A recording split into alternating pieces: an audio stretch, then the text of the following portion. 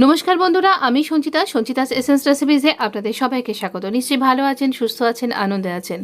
এই বর্ষায় ভুট্টা তো নিশ্চয়ই খাচ্ছেন গরম গরম সেঁকে নিয়ে। তো আজকে আমি দেখাবো একটা সুন্দর রাইস আইটেম, কর্ন রাইস। এখানে আমি কর্নের সাথে কিন্তু পনিরও ব্যবহার করেছি, তাই বলতে পারেন কর্ন পনির রাইস। ভীষণ সুন্দর একটা রাইস আইটেম, মানে ঝরঝরে সুন্দর একটা রাইস আইটেম, যেটা আপনি যে কোনো ফিশ রেসিপি, চিকেন রেসিপি বা এগ রেসিপির সাথেও ট্রাই করতে পারবেন।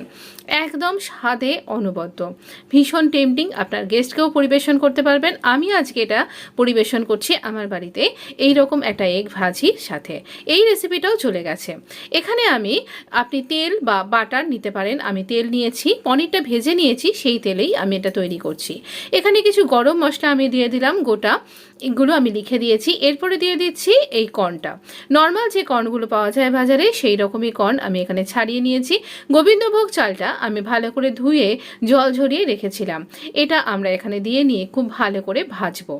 এটা যখন আমরা ভাজছি, আমি দেখিয়ে দিচ্ছি কিছু শুকনো গুঁড়ো মশলা, যেটা এই রাইসটার স্বাদ গন্ধকে অনেক বেশি এনহ্যান্স করবে। এবং অবশ্যই কোনো মশলাকে একদম স্কিপ করবেন না। কর্ন এইরকমও নিতে পারেন বা আপনার পছন্দ মতনও নিতে পারেন।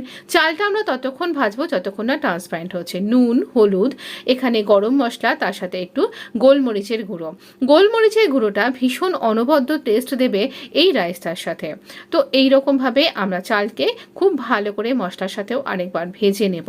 এখানে এইরকমভাবে যখন ভাজছি, একটা বড় ভুল হয়ে গেছে। দেখুন, আমি এখানে পেঁয়াজ কেটে রাখা হয়েছিল, আমি পেঁয়াজটা ভাজতে ভুলে গেছি। আলাদা একটা ফ্রাই প্যানে আমি পেঁয়াজটাকে ভেজে নিচ্ছি। পেঁয়াজটাকে আমরা একদম কি বলবো, খুব যে লাল করে ভাজবো সেরকম না, জাস্ট নরম হবে। এই দেখুন, এই পানে সরিয়ে রেখেছি একটুখানি আঁচটা অফ করে। আর এখানে আমরা পেঁয়াজকে ভালো করে ভেজে নিচ্ছি। পেঁয়াজ খুব ভালো করে ভাজবো, কিন্তু একদম বেরেস্তা টাইপের করে ভাজবো না। একটু সফট সফট ভাজা, কাঁচা গন্ধ চলে যাবে, লাল লাল হয়ে যাবে, এই রকম করে কিন্তু আমরা ভাজবো। এতে কি হবে, এই যে ভুট্টার যে টেস্টটা সেটা আরও বেশি এনহ্যান্স করে আসবে, ভীষণ খেতে খুব ভালো লাগবে। তো আমরা ভাজাটা হয়ে গেছে আমার পেঁয়াজটা, আমি এখানে এই রাইসের মধ্যে আবার প্যানটা চেঞ্জ করে নিলাম। এইভাবে কড়াইটা চাপিয়ে কড়াইয়ের মধ্যে দিয়ে দিচ্ছি ভাজা পেঁয়াজ, একই সাথে দিয়ে দিচ্ছি কিছু ড্রাই ফ্রুটস। আপনি আপনার পছন্দ মতো ড্রাই ফ্রুটস ব্যবহার করুন। আর যদি ড্রাই ফ্রুটস খেতে পছন্দ না করেন তাহলে আপনি স্কিপও করতে পারেন। পেঁয়াজটাও যদি আপনি মনে করছেন দেবেন না, তাহলেও স্কিপ করতে পারবেন। তো এখানে এইরকমভাবে আমরা ড্রাই ফ্রুটসটা দিয়ে এইভাবে যখন আবার মিশিয়ে নিচ্ছি, সেই সময় দিয়ে দিচ্ছি এই ভেজে রাখা পনিরগুলো। পনির অনেকেই ভেজে ব্যবহার করেন, অনেকেই না ভেজে ব্যবহার করেন। আমি সামান্য একটু ভেজে ব্যবহার করি, তাহলে আরও বেশি মনে হয় টেস্টটা আমার বাড়ে। এখানে আমি স্বাদ অনুযায়ী চিনি ব্যবহার করছি, যেহেতু এটা পোলাও। তো এই রাইস আইটেমটার জন্য আপনি ইচ্ছা করলে চিনি যদি একদমই খেতে পছন্দ না করেন, স্কিপও করতে পারেন, তবে একটুখানি চিনি দিলে খেতে কিন্তু খুব ভালো হবে।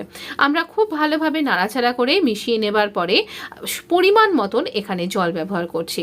আমার 1 কাপ রাইসের জন্য আমি এখানে বড় কাপের দিয়ে দিচ্ছি 2 গ্লাস জল। আপনি যতটা জল ব্যবহার করেন, যতটা রাইসের জন্য, ততটাই কিন্তু এখানে জল দিন।